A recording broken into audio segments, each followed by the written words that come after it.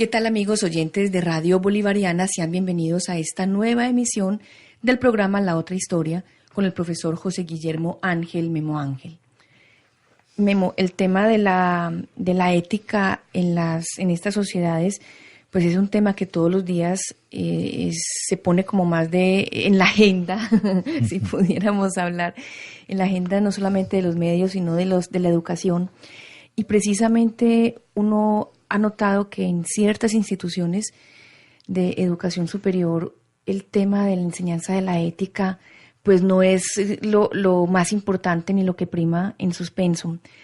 Y uno de verdad que nota la importancia de una formación en ética y en moral, porque de alguna forma estamos llegando como a sociedades moralmente inviables. A ver, primero ahí habría que establecer que el problema no es solo de la educación superior, sino de todo tipo de educación. Y en esa educación que recibimos los seres humanos para poder vivir en el mundo, se nos han olvidado los términos básicos que nos definen como humanos. En este caso, la moral, en este caso la ética, en este caso la sociedad. Entonces habría que empezar primero como a plantearnos por qué en ciertas partes del mundo hay sociedades viables, y si son viables es porque son moralmente viables. Y si son moralmente viables es porque han encontrado que dentro de las normas éticas pueden funcionar sin ningún problema, porque al fin y al cabo la ética está hecha para no cometer errores. Ha sido un pensamiento elaborado a partir de hace 4.000 años, donde estamos pensando cuál es la mejor forma de vivir, cuál es la mejor forma de estar vivos y cuál es la mejor forma de convivir con el otro.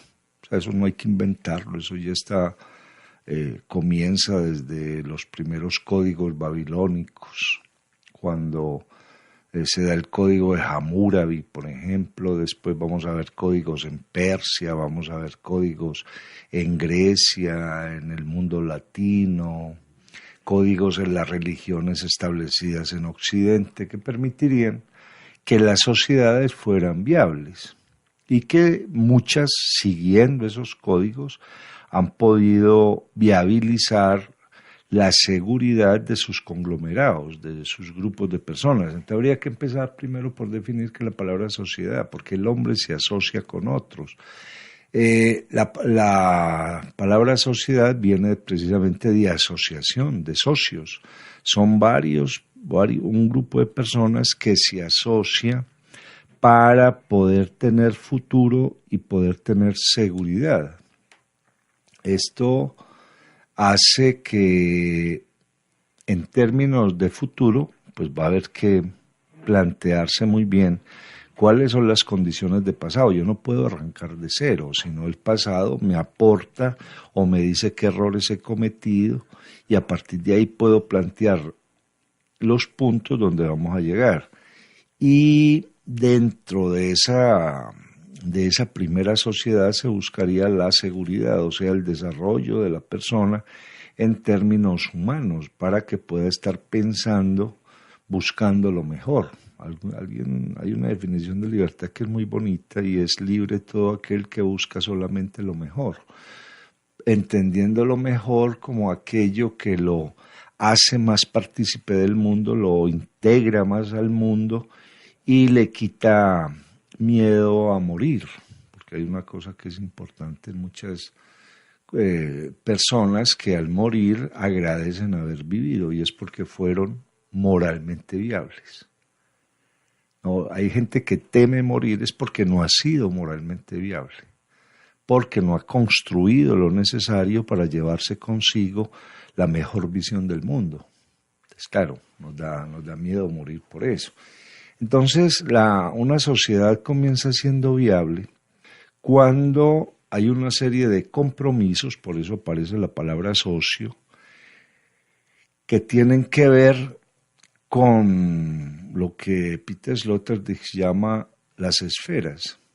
O sea, hay una socioesfera que estaría compuesta por 5 esferas principales. La primera esfera es la egoesfera, o sea, esa esfera mía que me permite estar vivo.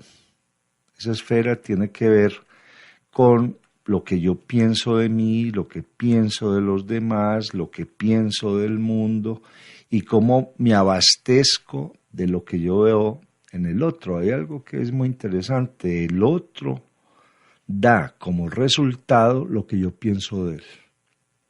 Hay una cosa que es muy importante, porque el otro no da más que lo que yo pienso de él, porque es la primera interpretación que yo hago de la otredad. Entonces, si yo pienso mal del otro, pues el otro simplemente me responde a mí mismo por lo que yo creo de él, siempre con el mal. Así el otro no sea malo. Pero es que el otro me da lo que yo espero de él. Y eso que yo espero depende de cómo lo vea, de cómo lo entienda. Que eso, por ejemplo, se ha trabajado mucho en los últimos 3 siglos. ¿Qué significa el otro? El otro significa lo que yo signifique de él. Y ahí empieza la viabilidad o la no viabilidad. Entonces, unas sociedades van a ser viables en el momento en que hay un pacto, hay una egoesfera, hay una etoesfera, o sea, hay una esfera de comportamientos que llevarían a poder trabajar juntos, porque el comportamiento o aleja o acerca. Hay alguien que dice, por ejemplo, es que a mí no me quieren, pero el problema es si él quiere o no. Porque si alguien no quiere, no tiene por qué pedir que lo quieran. Claro. Si alguien no se acerca, no tiene por qué pedir que los demás se le acerquen. Claro. Entonces, en esa etoesfera estarían todos los comportamientos que nos permiten llevar a cabo tareas juntos, llevar a cabo aprendizajes juntos y llevar o construir una moral, que ya pues, hemos definido en muchos programas como esa costumbre que es buena porque no causa dolor. Entonces, estaría la egoesfera, yo frente al otro, la etoesfera, yo con el otro. Aparece la oikoesfera, donde yo actúo en términos económicos. La economía se fundamenta en las distintas utilidades que es capaz de realizar el hombre para hacer transformaciones.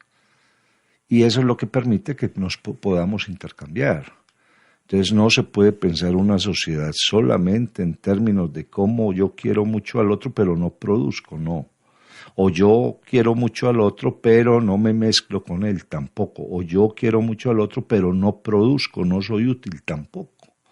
Porque cada uno empieza a generarse. Entonces, si yo, la egoesfera, yo frente al otro, la etoesfera, yo con el otro, la oikoesfera, yo para el otro. Que ahí hay una cosa que es muy linda. Cómo a través de lo que hacemos realizamos una serie de intercambios y esos intercambios son los que nos permiten establecer la viabilidad económica de una sociedad. O sea, todos o la gran mayoría buscarán vivir en las mejores condiciones para producir en las mejores condiciones y para pensar en las mejores condiciones, que es parte de lo que se piensa de las sociedades. Y finalmente, después viene la mitoesfera, en que creemos, que es muy interesante, es que creemos nosotros. Ahí es donde hay una mezcla de razón y fe. O sea, en qué creemos que sabemos y en qué creemos que sentimos. Porque ahí viene un asunto que es lo que nos hace humanos. No solamente soy lo que sé que es, sino también soy lo que siento que podría ser. Entonces, en esa búsqueda del sentimiento nos humanizamos. porque ahí es donde descubrimos lo que no vemos, pero que de alguna forma establecemos que está presente, pero no para mí, sino para todos. Por eso unas sociedades son moralmente viables cuando tienen unas creencias comunes, y si no tienen las creencias comunes, se nutren de las creencias de los demás, que es una cosa muy importante. Por ejemplo, leía yo en la fundación de la ciudad de Salónica, cuando llegan los musulmanes a Salónica en 1430, uno de los sultanes se vuelve el protector de los cristianos ortodoxos. Salónica queda en Grecia. Y se vuelve protector de los cristianos ortodoxos para poder aprender de ellos. O sea, esta gente cree más o menos lo mismo, nos diferenciamos en algo, pero podemos aprender y podemos mejorar nuestras condiciones. Eso se dio, por ejemplo, en una sociedad muy viable que se dio en Toledo bajo el reinado de Alfonso X el Sabio, que era el rey de 3 religiones. Y a partir de ahí él se nutría de los mejores conceptos de las 3 creencias. Pero es que la sensación que se tiene hoy, Memo, es que se ha desvirtuado en lo que creíamos. Sí, claro, es el problema de la inviabilidad moral. O sea, cuando yo me niego a sentir, es lo que nos está pasando ahora. Pues son sociedades que caímos en la trampa de la tecnología, estamos viendo todo a través de la tecnología y nos hemos desespiritualizado. Y al desespiritualizarnos, nos estamos volviendo cosas, y ahí es donde las sociedades pierden viabilidad, porque una sociedad es una búsqueda también. Una sociedad no es un resultado, una sociedad no es algo que se crea y se convierte en un objeto ya definible. De hecho, todas las sociedades son impredecibles por eso, porque están buscando. Cuando usted habla de desespiritualizado, ¿se está refiriendo al hecho religioso? A ver, al hecho religioso y al hecho, obviamente la espiritualidad está muy ligada a las religiones, porque las religiones son las primeras que plantean el acontecimiento, pero también a la falta de cultura, a la falta de sentimentalidad. O sea, empezar a ver o a sentir que hay algo más.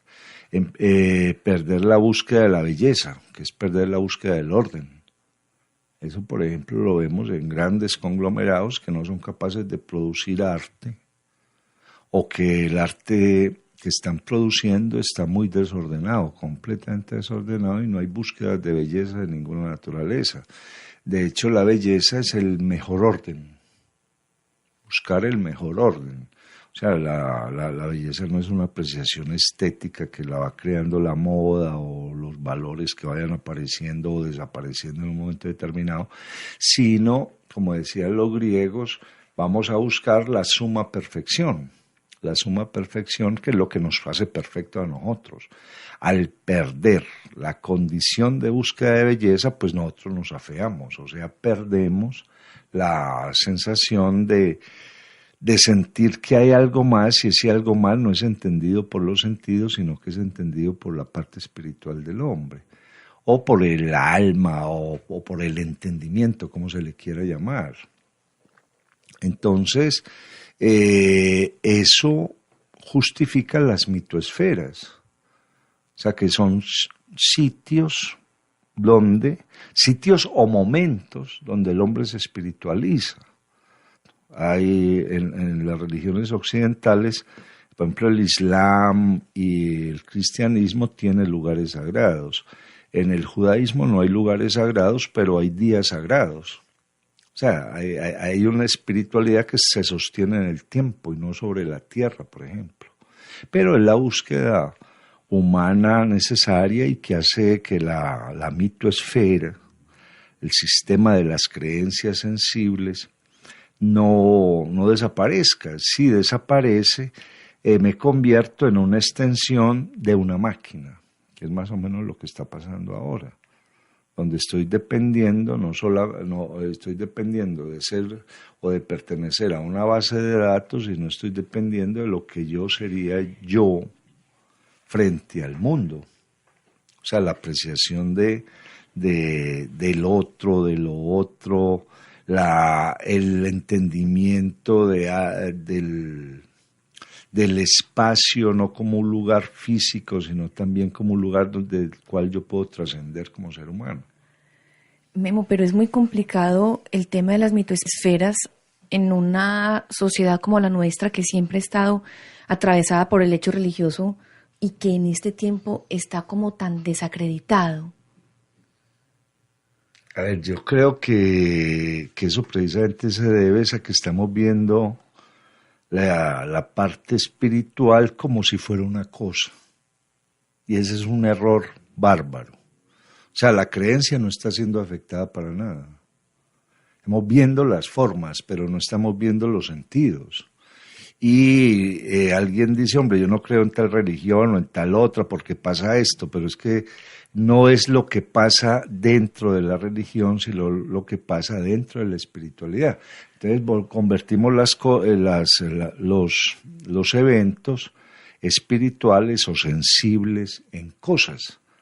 Por eso yo estoy muy de acuerdo con lo que dice Ernest Gombrich, un gran teórico del arte, con una linda historia del arte, que dice no existe el arte, lo que existe es el artista. Y el artista produce arte. Entonces existe el hombre religioso, existe el hombre espiritual. Y ese trasciende cualquiera de las formas o lo que suceda en un momento determinado. Y eso ahí es lo que se nos ha olvidado. O sea, es que un hombre como Rousseau, que es uno de los padres de la filosofía racional, a lo último no es capaz de negar la sentimentalidad, es más, la afirma. Él dice, hay algo más que estamos sintiendo y tenemos que ir detrás de ese algo más. Entonces, la señal de espiritualidad la dan las creencias que le dan seguridad al ser humano, porque un ser humano no es capaz de vivir sin creencias. Es que incluso, pues, si cogiéramos un ateo cree que no cree. Y eso se pega. Y en eso trata él de reafirmarse. Pero en un momento, si uno ve a este hombre que niega todo lo que se cree, él ha ido creando una sentimentalidad que él no es capaz de evadir. Porque es la pregunta. Hay que tener en cuenta que nosotros nos diferenciamos de los animales en tanto que nosotros nos hacemos preguntas. Y la pregunta no se da sobre una cosa, se da también sobre un sentir. Entonces, no basta, porque las preguntas sobre las cosas se agotan. O sea, en este momento hacerse una pregunta sobre una llave ya tiene respuesta. Y es una pregunta que no valdría la pena. Pero hacerme una pregunta sobre un hecho trascendente es algo que vale mucho la pena porque pone el cerebro a funcionar, me lleva a utilizar el lenguaje de manera adecuada, me lleva a establecer un orden de lógica para que no se me pierda la respuesta a la pregunta que yo me he hecho. Entonces, a partir de ahí, las sociedades empiezan a perder viabilidad en el momento en que cosifican las cosas. Eso lo vemos, por ejemplo, en un montón de programas que tratan de demostrar si fulano existió o no existió, si vivía de tal o tal manera, cuando lo importante no es esa persona, lo importante es la enseñanza de esa persona. O sea, si yo veo un programa sobre Confucio y me explican que Confucio era un señor que mantenía por ahí caminando, que era un borrachín, no sé qué, sí, pero es que a mí no me interesa que me vuelvan a Confucio una cosa, me interesa el saber de Confucio, las conclusiones a las que había llegado. Es el caso de Séneca, por ejemplo, el caso de la moral, donde Séneca pues llevó una vida muy desordenada, pero precisamente ese desorden fue el que lo llevó a escribirle a Lucilio una serie de cartas para que él no cometiera los mismos errores que había cometido Séneca. Entonces, la mitoesfera plantearía eso, o sea, no convirtamos las situaciones en cosas, sino trascendamos esas situaciones, porque la cosa me anula. O sea, si yo lo que creo lo convierto en una mera cosa, en un territorio medible, me anulo porque se pierde la búsqueda. Ahí es, por ejemplo, lo que desde la Torá se prohibía. No se puede creer en ídolos, porque el ídolo es una cosa, el ídolo se agota, el ídolo no tiene la misma forma y lo agoto. Hay que trascender eso. O sea, yo una imagen la puedo tener como referencia para no perderme en el camino, pero el camino no es eso que yo veo, es simplemente la referencia que estoy viendo. Entonces, a partir de ahí, las sociedades se viabilizan en la medida en que respetan la egoesfera, la etoesfera, la oikoesfera y la mitoesfera, para centrarse en una última esfera que es la eroesfera. O sea, ¿qué tanto quiero yo mi sociedad y cómo la estoy queriendo? Porque en el aceptar la sociedad, en encontrar qué fue lo mejor que pudimos hacer, en defender todo eso que no nos duele porque nos facilita ir hacia el futuro y hacia la seguridad, estaría ya la sociedad completa. O sea, de nada vale que alguien trabaje en un lugar que odia. Que, por ejemplo, esos son casos que se ven por ahí. Todo el tiempo. Entonces, primero estoy esclavizado y segundo, no estoy aportando nada. Cuando las sociedades son para que todos aportemos en bien de todos, eso es el Tratado Político de Spinoza, vamos a buscar el mayor bien común para poder desarrollar un montón de cosas. Hay que tener en cuenta que las personas logramos desarrollar muchas cosas si estamos en estado de quietud, si estamos en estado de tranquilidad. Si estoy ofuscado no logro desarrollar nada. Daño, hago un montón de daños. Entonces, ¿cómo se viabiliza una sociedad y por qué una sociedad se vuelve inviable? Primero, toda sociedad está conformada por una base fundamental que son los orígenes. O sea, si yo no sé quiénes somos, es muy difícil establecer algo. Yo creo que uno de los daños que han hecho las interpretaciones de lo que es la democracia es creer que carecemos de fundamentos y que se puede respetar el carecer de fundamentos. El origen me dice cuáles son los fundamentos, de dónde arrancamos nosotros. Por eso cuando se hace historia de la cultura, cuando se estudia antropología, lo principal es lo que se llama el mito fundacional, o sea, de dónde provenimos nosotros. Así, ese mito fundacional no sea cierto, ya es una guía. Venimos de ahí. Entonces, en un momento dado, por ejemplo, se hacen interpretaciones de los romanos, ellos de nosotros venimos de tales dioses. Eso ya les decía a ellos cuál era el fundamento que iban a tener. Entonces, la sociedad, y por eso es tan importante, por ejemplo, el Génesis en la Biblia, los orígenes. ¿Cómo representa esto? ¿Cómo se representa esa sociedad? ¿Cuál es el origen de esa sociedad? ¿Por qué se pensó esa sociedad? Es el caso de Abraham. O sea, la mayoría de los judíos se mantienen muy tranquilos es porque todos saben que descienden de Abraham. ¿Y qué hizo Abraham? Se mueve, sale a buscar una tierra, cada vez que se le revela a Dios hace un altar, etcétera, etcétera. Pero ya hay una guía. Pero mucha gente desvaloriza los mitos porque no son verdad. Es que, de todas formas, el mito es ese evento que no es probable ni en el tiempo, ni en la geografía, ni en el lugar, pero que ya es una idea que se convierte en palabras. Y al convertirse en palabras, se convierte en algo que se puede analizar. Por ejemplo, el tiempo, el origen del tiempo es un mito, es Cronos devorando a sus propios hijos, es un mito. En este momento el tiempo es uno de los problemas físicos más importantes que está enfrentando la ciencia. sea, el mito da razón de un interés, da razón de una situación, de poderme ubicar, porque es que también estamos confundiendo el mito con Blancanieves y los 7 enanos, ¿cierto? El mito es algo muy serio porque es la primera idea que el hombre tiene del mundo, la primera idea que una sociedad tiene del mundo. Y a partir de ahí logran desarrollarse. Es lo que los Estados Unidos se llama el destino manifiesto. Ellos parten de un mito fundacional.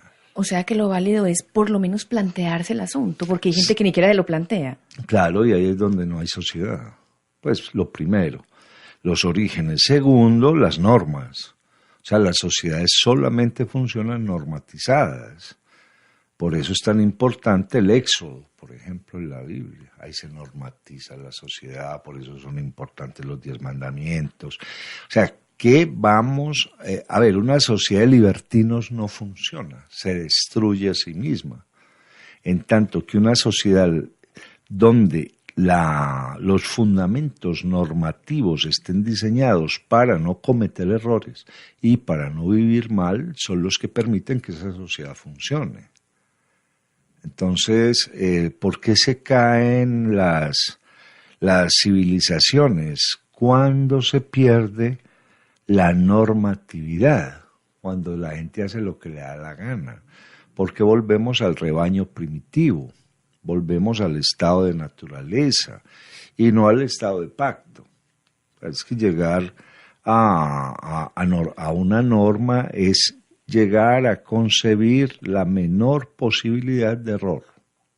Eso es una norma. Una norma me evita cometer el error mayor. La norma se quiebra si la mejoro, pero no si la daño. Entonces las sociedades son viables cuando están muy normatizadas y cuando sobre esas normas se busca que el Estado sea un agente vigilante permanente. O sea, Trotsky decía, todos los estados son represores. ¿Y por qué reprimen? Reprimen la quiebra de la norma. O sea, usted no puede violentar la norma. En los países más desarrollados, donde las sociedades están mejor determinadas, la vigilancia del Estado es permanente. Permanente. Porque saben que si alguien rompe la norma y el Estado no actúa, las demás normas empiezan a caer. Por ejemplo. Entonces, cuando uno ve sociedades no viables que se están destruyendo, todo es por falta de cumplimiento de la norma. ¿Y por qué tenemos que tener normas? Porque los seres humanos tenemos algo que no tienen los animales. Somos egoístas y queremos que los deseos se nos vuelvan realidad por los deseos, no el pacto. Un pacto se puede volver realidad, una construcción se puede volver realidad. Un deseo siempre lleva a otro deseo. Y ahí es donde viene el gran problema de la construcción social. Entonces alguien diría, bueno, pero entonces usted está planteando una sociedad de gente que no tiene esperanzas. No, se puede tener la esperanza si sé para dónde voy. O sea, yo puedo manejar la ilusión, o sea, pasar de una realidad a otra y construir esa otra realidad. Pero no puedo tirar algo al vacío. Entonces las sociedades modernas han tirado el deseo al vacío. O sea, no saben qué quieren, pero lo quieren. Es que esa es la problemática. O sea, si el deseo, como dice muchos filósofos lo han trabajado, Spinoza entre ellos, se convierte en una idea adecuada, o sea, yo deseo que en este cuaderno hayan 10 páginas escritas sobre tal cosa y voy a empezar a construirlo, eso lo puedo lograr. Pero yo no puedo estar deseando un carro que no gaste gasolina, que no use llantas, que se mueva solo, que nunca se choque y que todos los días sea un modelo distinto. O sea, cuando el deseo se desborda, que eso es todo lo que trabaja Jacques Lacan en el hombre, cuando habla del hombre como un sujeto con el deseo seccionado. O sea, siempre está queriendo más, buscando más, nunca está satisfecho. Y esa falta de satisfacción se debe precisamente a que las sociedades van perdiendo viabilidad, porque hay miedo, porque uno quiere más si tiene miedo. Si usted ha perdido el miedo, sabe que con esto tiene y que a partir de ahí va a tener una vida productiva, va a tener una vida trascendente, va a tener una vida social, va a tener una vida cultural y va a tener, o sea, va a estar vivo. Pero dentro de todo ese juego del miedo, pues cada vez estamos deseando de manera más loca, más desordenada, más confusa. Entonces las sociedades tienen orígenes, tienen normas, tienen divisiones. ¿Quién hace qué? Que eso es otra cosa muy importante, no olvidó el libro de los números. A ver, yo aquí recurro mucho a la Biblia porque es un libro que ha movido la forma de pensar en Occidente. A mí a veces me llama mucho la atención cuando unos occidentales salen a buscar la razón en otros libros, cuando todo lo que nosotros tenemos viene de ese libro, lo que hemos construido. No es de extrañar, por ejemplo, de que los países como Holanda, como Francia, como Alemania, que han hecho sociedades viables, como los ingleses, se fundamenten en la Biblia. Eso no es de extrañar. ¿Por qué? Porque ahí dice cómo crear una sociedad viable, sin quitarle al ser humano nada, pero sí estableciendo unos orígenes, unas normas y quién hace qué, para que haya un intercambio permanente. Pero la sociedad se vuelve inviable cuando se pierde, primero cuando el concepto de egoesfera se convierte en egoísmo, cuando el concepto de etoesfera, o sea, el comportamiento con los demás, se convierte en libertinaje, o sea, en hacer lo que a mí me da la gana con relación al otro. Ahí se pierde. Se pierde cuando la oikoesfera no mejora al conglomerado. Entonces, por ejemplo, una sociedad no es viable si la brecha económica entre las personas es muy grande. Ahí hay un problema enorme.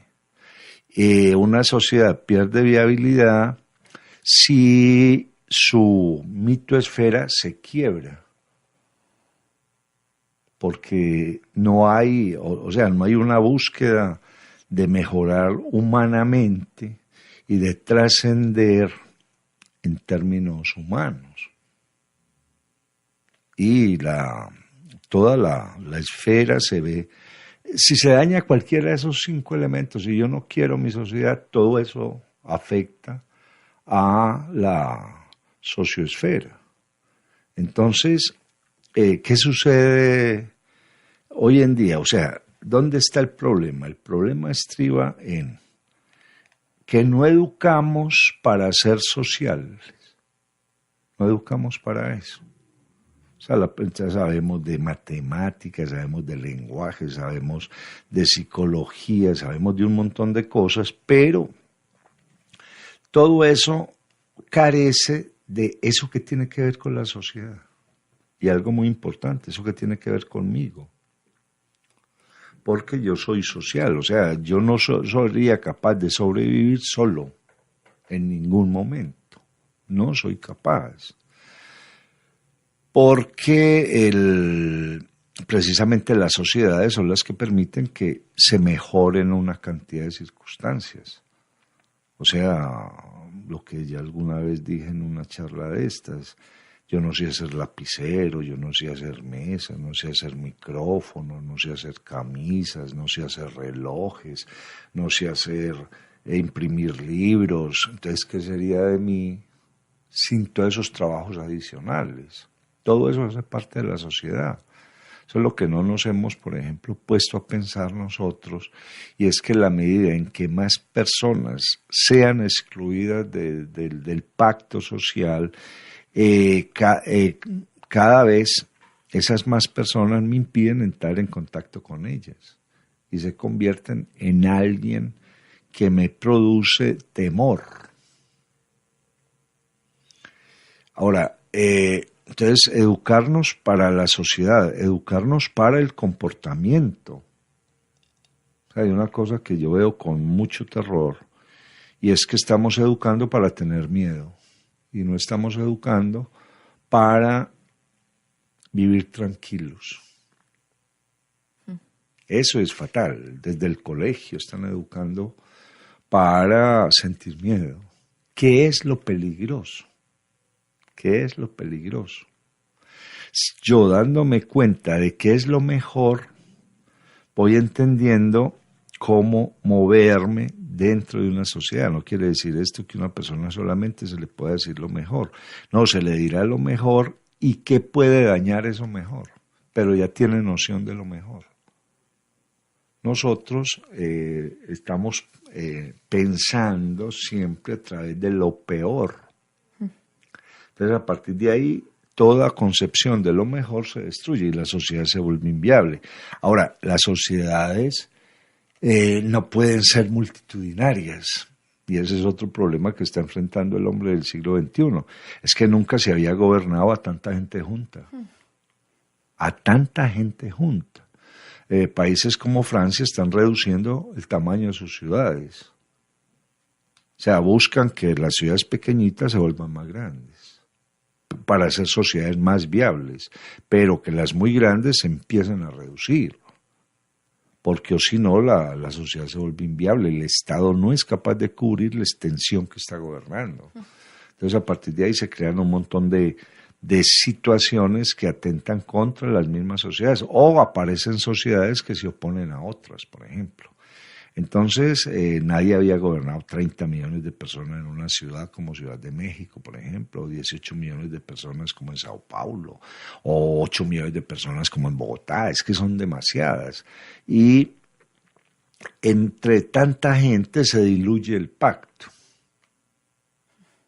Entonces, hay que volver hay que crecer las ciudades chiquitas, hay que disminuir las ciudades grandes, para que las sociedades se viabilicen. Hay que crear ciudades-región. O sea, una región enorme con varias ciudades que se aportan unas a otras y que hacen posible el desarrollo de toda esa zona, por ejemplo. Pero nos estamos metiendo todos en un mismo lugar y es como el famoso ensayos psicológicos, y en una caja meto 2 ratones y después meto 4 y meto 8 y meto 16, al último están matando porque no hay espacio en esa caja. Entonces viene esa viabilidad de primero educar para la sociedad, educar para el comportamiento, para vivir mejor, y educar para lo que tiene el mundo. O sea, el mundo no son cosas, hay algo más que esas cosas. No podemos llegar a la tecnolatría en la que estamos cayendo, dándole toda la credibilidad a un aparato. El aparato es una herramienta que yo uso, pero esa herramienta no me puede anular, no me puede anular. Si todos los micrófonos del mundo se dañaran y no se pudieran hacer programas de radio, pues habría que volver a recurrir al foro. O sea, reuniría uno gente, vamos a hablar de esto, etcétera, etcétera. O sea, la herramienta no me determina, pero en este momento la herramienta nos está determinando. Y le entregamos todo a una herramienta. Por ejemplo, a mí siempre me ha llamado la atención cuando le dicen, no, es que se dañó el sistema. Sí, pues ¿quién es el sistema? El sistema tiene, yo no puedo hablar con el sistema, y deben haber personas que respondan por esos datos. O sea, si esos sistemas se anulan, entonces quedaríamos en el vacío. Claro. Entonces, por eso parte de la problemática que tenemos, que cada vez somos más indefensos, porque le estamos entregando todo a una máquina. Y esa máquina primero no progresa porque las máquinas son autistas. O sea, la máquina produce de acuerdo al diseño que tiene y no se puede salir de ese diseño. Si se sale de ese diseño hay que llamar al técnico porque eso se dañó. La máquina es previsible. Entonces, a partir de ahí, la máquina nunca piensa en mejorar el contenido que tiene. Produce lo mismo, da el mismo resultado. El hombre no es de esa manera. Ahora, yo me tengo que preparar para que los datos que yo tenga sean mejorables, porque los podemos discutir, los podemos debatir, nos podemos centrar. Y dentro de esa viabilidad, el problema de la seguridad, o sea, ¿qué es lo que nosotros estamos buscando con las sociedades? Porque una sociedad no es un montón de gente junta. O sea, pueden haber 8 millones de tipos rabiosos juntos que producirán pues el caos que sea. Una sociedad es estar juntos para no solamente que haya futuro, sino que haya tranquilidad, seguridad. Es que eso, por eso se hicieron las ciudades. En las ciudades la gente se metía dentro de una muralla y dentro de esa muralla estaba más segura que si estaba por fuera de la muralla. Y ahí se comienzan las sociedades. Ahora, la sociedad se empieza a romper, por decir alguna cosa, cuando se quiebran las instituciones sociales. Por ejemplo, las sociedades nuestras están muy complicadas porque perdida la familia extensa, en conflicto la familia nuclear, terminamos con la persona más sola de todas, que es la familia monoparental. Y estas personas, o el desarrollo de la familia, ha afectado el desarrollo institucional, ha afectado el desarrollo empresarial, ha afectado pues cualquier cantidad de cosas, porque cada vez tenemos más gente sola, gente que no está pactando, gente que no se está preocupando por el desarrollo de sus comunidades. Nosotros perdimos el Ágora, perdimos el Foro Romano, hemos perdido los grandes debates, perdimos el famoso teatro que funda Benjamin Franklin en la ciudad de Filadelfia. Es que en ese teatro nos vamos a reunir a oír y después discutimos sobre lo que oímos. Entonces, las sociedades se empiezan a volver inviables cuando no hay una educación para ser social, cuando no hay una educación para convertir la tecnología en herramienta. O sea, yo valgo más que la misma tecnología y por lo tanto me ayudo de la tecnología porque voy a ser mejor cada vez, porque la tecnología me está ahorrando tiempo. Y cuando los medios de comunicación dejan de enseñar, que ahí hay otro problema enorme, porque el medio de comunicación es el que impone los modelos. Y uno a veces se pregunta en las sociedades conflictivas cómo es que tienen esos medios de comunicación. Cómo es que en ese medio de comunicación se realza o se magnifica la peor forma de condición social. Cómo es que se magnifica a los que dañan las sociedades. Cómo se magnifica a los que problematizan las sociedades, y no hay dentro de esos medios de comunicación unos modelos que lleven también a ver a alguien que construye sociedad, que hace viable la sociedad, etcétera, etcétera. Entonces ahí, como decíamos al principio, pues el problema no es la educación superior, sino todo el sistema educativo. Porque es que también a veces en la educación superior se trata de organizar al que ya no se puede organizar. Hay un dicho, pues los dichos no son verdades absolutas,